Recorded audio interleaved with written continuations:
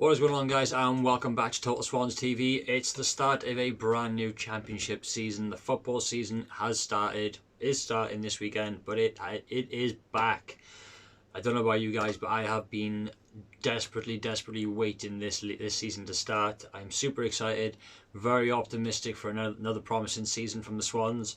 So fingers crossed that we can start well and we can push on again towards hopefully trying to secure a promotion back to the Premier League this season. But we'll get into that a little bit later on. A little bit of a giveaway there. You can kind of tell what my sort of optimism is for the Swans this season. This is my championship predictions for the 2020-2021 season. These are my predictions, guys. Please leave your comments and your thoughts down below. Maybe even leave your whole league predictions in the comments as well. And if anybody by the end of the season does actually get it right, or at least a very good chunk of those predictions correct, then maybe we'll see if we can award that winner. But we may take this on as a sort of a running weekly sort of series. You know, the predictions for every weekend or every week's fixtures. And then come the end of the season, whoever has competed the most and won the most predictions correctly may then also get a reward come the end of the season. So very much an awful lot to look forward to. So hopefully, if you are new around here, you will now hit that subscribe button, guys, and follow us on this journey towards 1,000 subscribers as we start the 2020-2021 championship season. Let's get into these predictions. So, finishing bottom of the table in 24th spot and getting relegated, and I honestly think this will be by a few games come the end of the season, probably about 6 games before the end of the season. Newly promoted Wycombe Wanderers. Sorry, Wycombe fans, if there are any of you watching this video, but I honestly think this is a step too far too soon. Gareth Ainsworth did a phenomenal job with you guys last season on the sort of tight budget he even had in League One, and you guys have already made additions to this season's squad. You brought in obviously James McCarthy, who was on loan last season. You brought him on a permanent deal now, and Daryl Hogan has also joined. But I honestly think that this is, as I say, a step too far too soon for Wycombe and Gareth Ainsworth. I think it's going to be a really sort of tough learning curve for Wycombe. But hopefully their fans enjoy the season regardless. The championship, hopefully we can all get back to the grounds as soon as safely possible, because the championship crowds are absolutely fantastic. It's you know, levels above the Premier League sort of atmosphere. So fingers crossed we get to see Wycombe and Adebayo Akinfenwa at the Liberty Stadium next April, but it's 24th from me. And then coming in 23rd and joining Wycombe in relegation back to League One this season is going to be Rotherham United. Paul Warne, manager since 2016, is doing a fantastic job there with Rotherham. You know, 2 promotions in 3 seasons, 1 relegation obviously last year from the championship going back down. But they finished 2nd in League One last season, a fantastic job. And to be fair to them, do they want to be this sort of yo-yo club? Is it profitable between League One and the Championship? I'm not too sure, but I honestly think, given the additions again with Jamal Blackman coming in from Chelsea and Victor Johansson coming in from Leicester, I honestly think this is again a step too far for Rotherham this season. And I'm sorry if there's any Rotherham fans again, but 23rd for you guys, I honestly think you're going to go straight back down with Wycombe this season. Now then, I think this is going to be a big debate between an awful lot of Championship fans throughout the season, and it already is before the season. It started at the end of last season, where Sheffield United incurred a 12-point deduction to start this season with. So already bottom of the table, already 12 points off of safety. It's a big ask. I mean, last season Charlton went down with 48 points. That means that already Sheffield Wednesday, off of last season, are going to have to get 60 points. That's mid-table, sort of, you know, chasing 10th spot all season.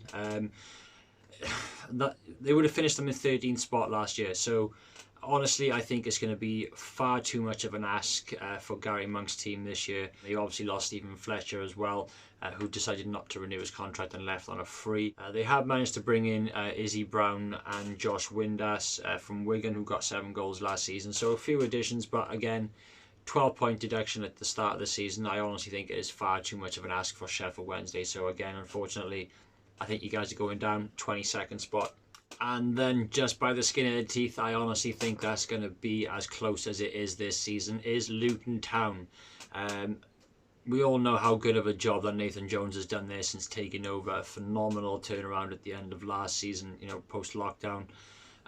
But again, Is it going to be too much of an ask for them to stay up in the league? I think it's really going to be a tough relegation battle for the majority of this season. They have brought in one or two additions, with Tom Lodger joining on a permanent deal from Charlton, and James Bree also joining from Villa. They do have some individual quality throughout the team, but I honestly think it is going to be a dogfight down the bottom of that table this season, especially with Sheffield Wednesday on -12. I think Luton will just about stay up again this season. They may do it before the last day of the season and hopefully off their own back without any help from more points deductions. But 21st for me, I think you guys are just about going to stay in the league. In 20th spot, I think it's going to be a real struggle for this team this season. It is Huddersfield Town. They only finished 3 points off of the relegation zone last season, and they only scored 52 goals. Only Borough, Barnsley and Charlton scored less than them. Obviously Charlton being relegated and Barnsley just struggling all season. But it's going to be another real struggle, I think, for Huddersfield, even tougher than last season. They have brought in one or two players, with Pippa arriving from Espanyol, he's a right back, Joel Pereira arriving from United on loan as a goalkeeper, and Danny Ward, the striker, arriving from Cardiff. He will obviously help in attack with 7 goals last season and a handful of assists, but I honestly do think it's going to be too much of an ask for Huddersfield this year, and I do think that given with Steve Munier's recent departure from the club and Carlin Grant's linked moves away, I think it's going to be a real struggle this season for Huddersfield. So you guys, in my opinion, 20th spot. Right then, and next up in 19th spot is Barnsley. I do think they will have a more successful season than they did last season, just narrowly avoiding relegation on the final day, and thanks very much to Wigan's point deductions. So 19th spot for me for Barnsley this season. They really struggled at the start of last season with one win in I think 16 or 17 games. So they will certainly be looking to start this campaign an awful lot stronger than last year. As I say, they were very lucky to stay in the league. It was only on the last day, and thanks to 2 sort of stoppage time winners in the final 2 games of the season against promotion chasing Forest and Brentford. They scored, I think, in stoppage time in both games. But again, they needed a big hand in staying up in the Championship this season and avoiding relegation. But I do think they will have a better season. With 1 or 2 additions to the squad, I think they could finish in 19th spot. And now another new boy to the league, but this time coming up from League One, it's Coventry City. Welcome back to the Championship, Coventry City, and I hope you have a fantastic season this year. Already some good additions to the squad, with Tyler Walker coming in from Forest, Ben Sheaf on loan from Arsenal, Leo Ostigard on loan from Brighton, and Gustavo Hamer coming in for £1 million. It would be very interesting to see how Coventry start off this campaign. Fingers crossed they have a very entertaining season. The Championship is fantastic, so welcome back, and I have got you guys in 18th for this season. Now then, I think this one will be highly debated, given that the manager and the sort of way that he had them playing at the end of last season. But in 17th spot is going to be Borough. Middlesbrough and Neil Warnock, I honestly think, is going to be a very difficult season this year. We all know how good Warnock is in the Championship, but I honestly think he's going to be in a relegation battle once again, because it sort of was the case when he was with Cardiff at some points last season. They really struggled until his departure and Harris coming in. So for me, Borough, very poor in defence and in front of goal last year. They shipped 61 goals, which was a massive amount. A majority of those, to be fair, came before Warnock's appointment, but they only put the ball in the back of the net 48 times down the other end. So it's going to be a real struggle. They were the lowest scorers in the league. That was obviously even after Warnock took over. So it is going to be very interesting to see how him and Borough get on with a full campaign with each other, if that is the case. But for me, Borough, a bit of a relegation scrap this year, so I think 17th spot. Now then, finishing in 16th spot is one of the Midlands teams. It is Birmingham City. Again, Ida Karanka, a very good experienced manager. He just needs a bit of time, and I think that Birmingham have a very promising manager there who has potential to build something quite decent at Birmingham, and possibly in a few seasons, if given the time, possibly push on for those playoff spots. He's a very good manager. He has the experience at this sort of level. So given time, I think he can bring some very good things to the Midlands with Birmingham. But already they've made some very good additions to the squad. Sorry, I need to read these out because there's quite a few. Jonathan Lecco coming in from West Brom, the striker. John Torrell coming in on a free transfer, attacking midfielder. Adam Clayton coming from Borough. Ivan Sanchez. George Friend, a centre-back. Jack Clark-Salter from Chelsea. And Andreas Preto from Espanyol, a goalkeeper there. So again, some good additions to the team. I don't believe they've really lost any quality from their team. They still have Jukovic as well. So given the time, I think Birmingham are onto something there with Karanka. So for me, 15th spot. And in that 15th spot is the Lancashire side, Blackburn Rovers. A very experienced manager in Tony Mowbray, so fingers crossed they will have a decent season. They've kept the main core of their squad, very, very decent players individually, the likes of Sam Gallagher, Adam Armstrong, Lewis Travis, Bradley Dack. I believe he's returning from injury very soon. If not, he is fit, will be a massive, massive boost to their squad. But for me, like I said, they haven't really lost any key players. They have kept the core of their team.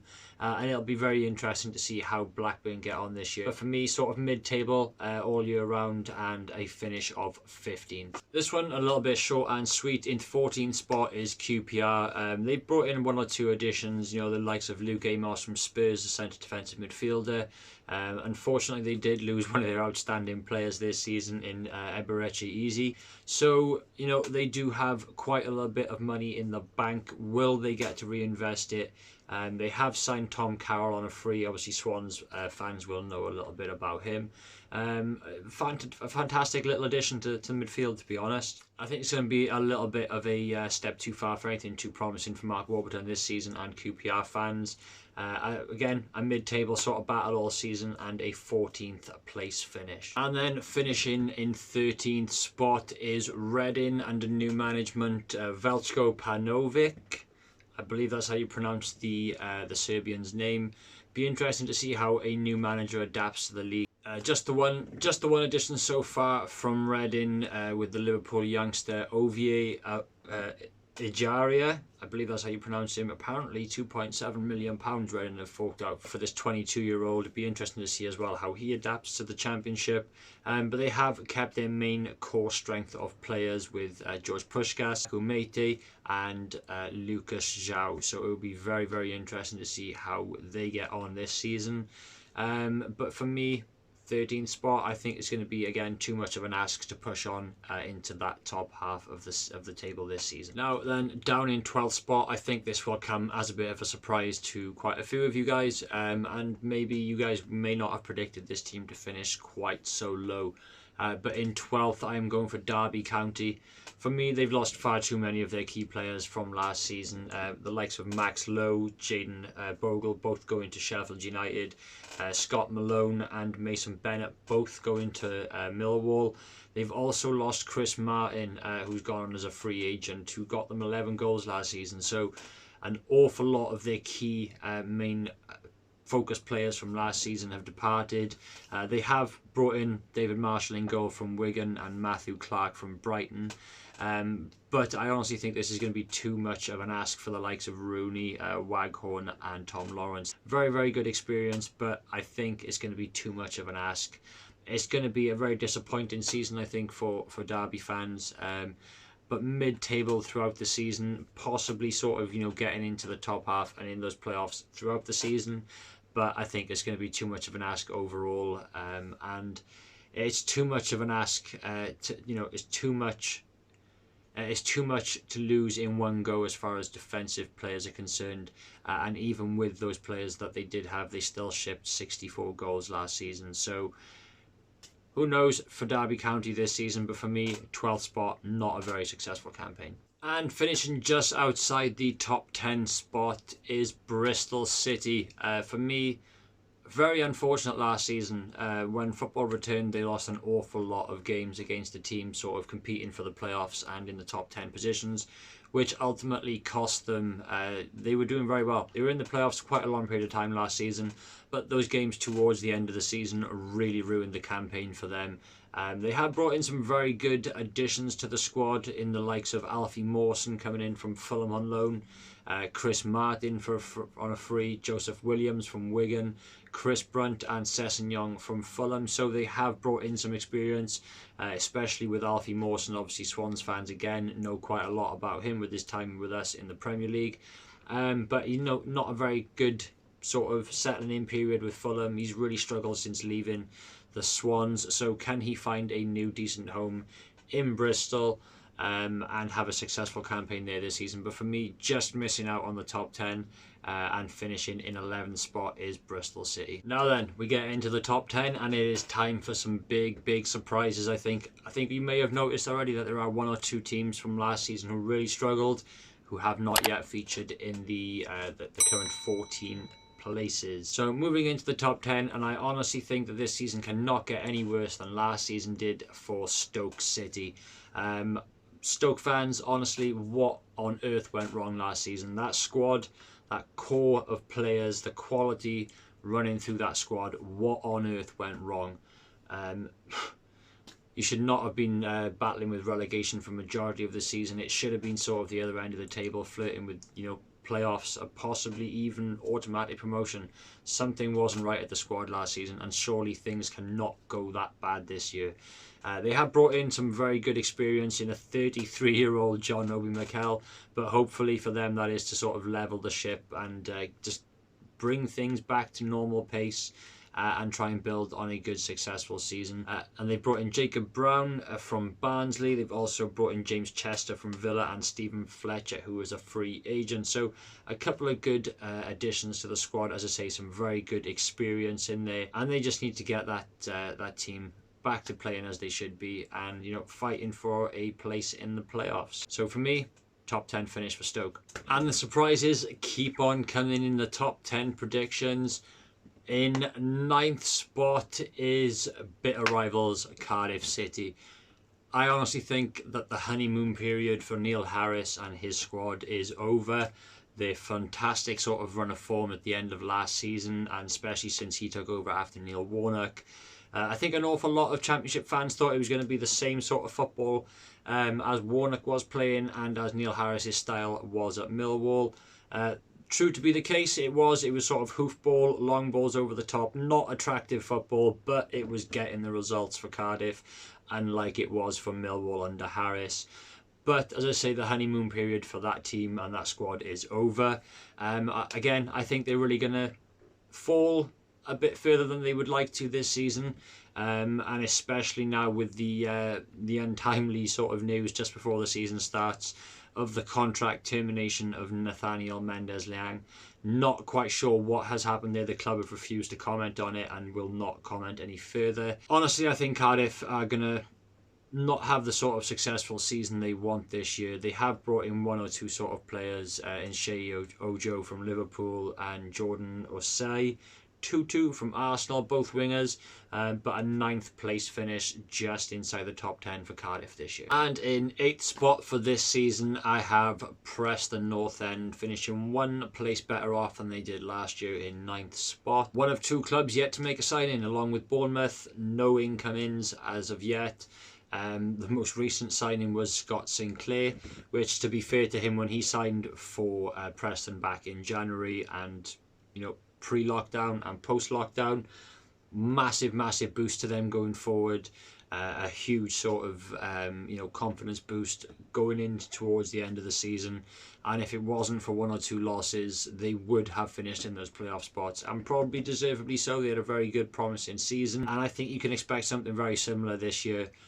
As I say, no main players going out and certainly nothing coming in so far. But an 8th place finish for me for Preston North End, a very similar season to last. 7th spot on the table goes to Bournemouth, the relegated team from the Premier League. In my opinion, a few seasons overdue. Bournemouth were flirting with sort of relegation, or not really Premier League quality for the last few seasons, and I honestly think that they could have come down the season before or the same season as Swansea.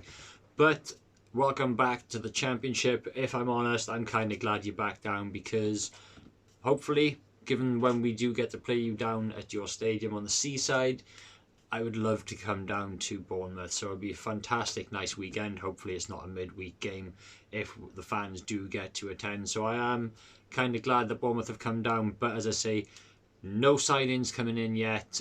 No real players of any sort of quality and core players leaving. What sort of will happen this season with Bournemouth? Obviously a brand new manager in Jason Tindall coming in after Eddie Howe was sacked. He did not do a fantastic job. You could see he sort of lost the dressing room and the players really weren't committing for him. Again, was that a few seasons overdue? Who knows, but a phenomenal job he did for Bournemouth. But for me, not a very successful season for Bournemouth this year. I do not think they have a chance of going straight back up. I don't even think they're going to get into the playoffs. Just outside in 7th spot. Right then, it is time to get into my playoff contenders for this season. One or two of you may disagree with who I've put in 6th spot, but it's sort of been a building club over the last few years. They've been flirting with the playoffs. Last season they were very, very unfortunate not to get it. I think it was the last day or maybe the fixture just before the penultimate game.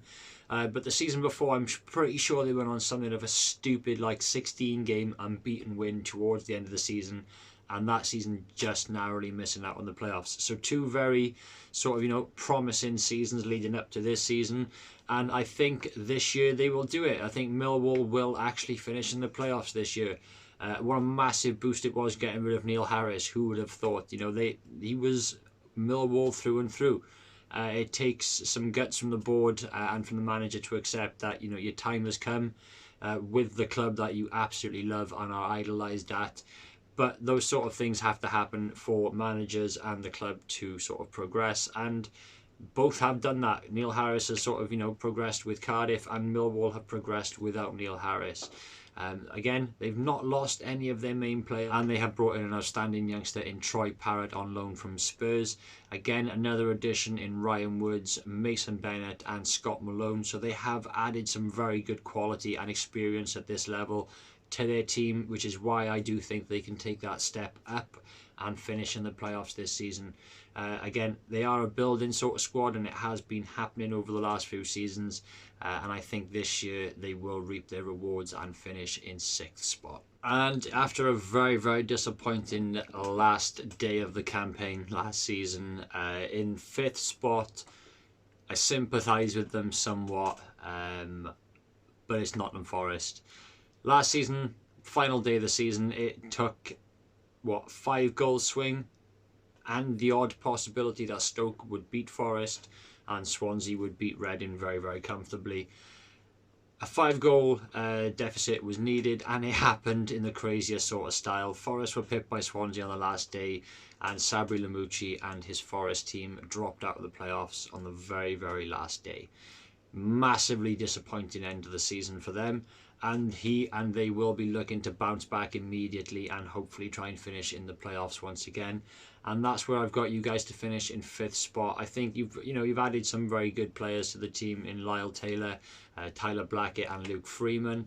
And you have lost Matty Cash, who's possibly one of the best right backs in the league last season, at least in my opinion. I thought he was absolutely outstanding getting forward. But I honestly think you guys will have a successful campaign. Will you be able to go on and finally get back to the Premier League? Who knows? But I think you have a very good chance this season. I think the likes of Bryce Samba in goals and Lewis Grabham up front are going to be massively key players this season. But 5th spot for Forest. Now then, it's time for my team, Swansea City. After a very, very surprising good finish to the season last year, Steve Cooper and his guys. A very young squad. We had some decent experience, but our Premier League experience and really Championship experienced players are all but gone. 7 seasons in the Premier League. With those wage demands, a lot of those players have now left, including the departure of the very experienced centre-back, Dutch Mike van der Hoorn. Probably the worst possible departure of the season from the club, in my opinion. Massively influential player, for the youngsters coming through, and you can see that, and you can hear it in the interviews coming through from those youngsters. Cooper did a phenomenal job last season. Nobody really gave us a chance of finishing in the playoffs. we depended highly on those loan players, the likes of Freddie Woodman, Mark Gahey, Conor Gallagher, especially Ryan Brewster coming in January and completely transforming our attack. We weren't so heavily reliant on Andre Ayew, who still managed to bag 16 goals and I think 6 or 7 assists last season. So we have to keep hold of those sort of, we have to keep hold of that sort of player, massively influential in our sort of success last season.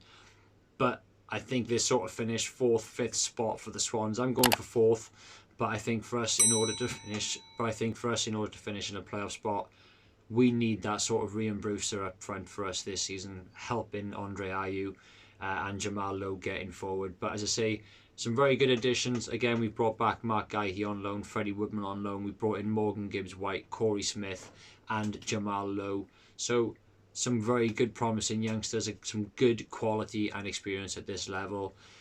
Fingers crossed for a successful campaign for the Swans. So 4th spot for the Jacks. So in 3rd spot, and I think it'll be very, very tight at the top of the table this season. Just missing out on the automatic promotion spots is going to be Brentford, just moving into their brand new stadium. I think it'll be a very, very good, successful campaign for them. How good and successful will really determine on who they can keep hold of. As we've seen already, the likes of Ollie Watkins has already departed for Villa in a crazy, crazy fee. So they do have funds to reinvest in that sort of position. Even without Ollie Watkins, they still have a massive, massive attacking threat in the likes of Ben Rama and Mbuemo. But will they be able to keep hold of Ben Rama? There's still a month left before the end of the season. I'm sure there is a Premier League team out there willing to fork out that sort of £20 million for him. If Watkins is worth that value, he is just a bit younger than Ben Rama. He has got more goals than Ben Rama. But I think Ben Rama is the sort of player who would likely succeed a bit more in the Premier League compared to Ollie Watkins. So are they going to be able to hold on to their players, the likes of Dalsgaard and David Raya, obviously Janssen in defence as well, and Rico Henry. But they have brought in Ivan Toney from Wickham. He scored 24 goals last season in League One. So they have sort of got that attacking threat that Ollie Watkins can offer. Can Toney step up to that sort of plate? There are big, big boots to fill. So again, for Thomas Frank, very arrogant guy. For Thomas Frank, I think another successful season, but hopefully just missing out on the automatic promotion spots. Right then, guys, we are down to the top 2. There are 2 spots available: the runner-up and the championship winner. Who's it going to be? Get your comments down below. Let's get into it. So in 2nd spot, and just missing out, because I think again, 1st and 2nd, anybody of these 2 teams are going to finish in those positions, and I certainly think both of these teams, one way or another, will gain promotion back to the Premier League this season. Their squads are far too strong, and they're just going to overpower the Championship, in my opinion. So in 2nd spot is Watford. Fantastic squad, massive, massive squad depth. Just looking at their team already, they got the likes of Ben Foster in goal. They got Cathcart in defence, Ben Wilmot in defence, Etienne Capoue, Jan-Matt Cleverley, Chalobah, Glenn Murray, Danny Welbeck, Andre Gray, Delfoe, Isaac Success, Ismail Sarr, Luis Suarez, João Pedro. Most of those are attackers. Massive, massive depth for them this season, and I think they're really going to walk away with the league, other than the one team who's going to finish above them. But I honestly think they're going to have a massively successful season. Only really losing one of their main players in Abdoulaye Doucouré to Everton for a staggering £22 million. But other than that, that's the only player they've lost so far. But there is the potential for them to lose 1 or 2 of their key players. Will that really affect sort of how they're going to perform and where they will finish come the end of the season? Who knows? But I think it's going to be a very interesting season this year. There's some very strong squads in the Championship, but for me, not quite there. Not quite going to finish top of the table. So 2nd spot for Watford. Right, guys, if you made it this far through the video, you're now going to find out who finishes in top spot, and the Championship winner for the 2020-2021 season is Norwich. I'm not a big fan of the Canaries. Just sort of sort of a crap club and a crap team in my opinion. Never really thought they were a strong enough team for the Premiership. Definitely a Championship team, but this squad and this group of players, given the last few seasons in the Premiership, I think is far too strong for this Championship this year. Again, along with Watford, I think they're going to have a breeze in this. I think they're going to breeze the league this season. Daniel Farke, last time out with Norwich, they won the Championship and gained promotion to the Premiership. They have some quality in their team, and again with Watford, strength and depth is vital. I think it's gonna pay dividend this season. You know, Pookie up front, Onel Hernandez as well chipping in, Todd Cantwell, fantastic key attacking player. I think this squad is far too strong, and I think, again, as I say, they will breeze the league this season. And only with the one outgoing in Jamal Lewis leaving for Newcastle, so they are very, very much a full strength Premiership team what they had last year. Granted, they got relegated, but that gap between the Prem and the Championship, as far as, you know, if you've been able to spend on wages the last few years, being able to splash out, you know, £5-10 million on players, which you can't really do as a Championship team year in, year out. I think they're going to have too much attacking threat, too much in defence, and they've got a very good manager in Daniel Farke. As much as I can't stand listening to him, he's a phenomenal manager, and I think they're going to run away with the league. So first place goes to Norwich. As you can see on the table now, it's the full Championship predictions. Give me your predictions down below. Let me know if you think I've got anything wrong. Let me know if you think I'm crazy. Let me know if you think you agree with me on any of them. If you think the same teams are going to go down. If you think the two teams are going to win, go up from to the Premier League. And who you think will win the playoffs come the end of the season. Guys, I'm Tom, and thank you very much once again for watching Total Swans TV. Hit that subscribe button. Let's get into this new season. I'm absolutely buzzing. Come on, Swans.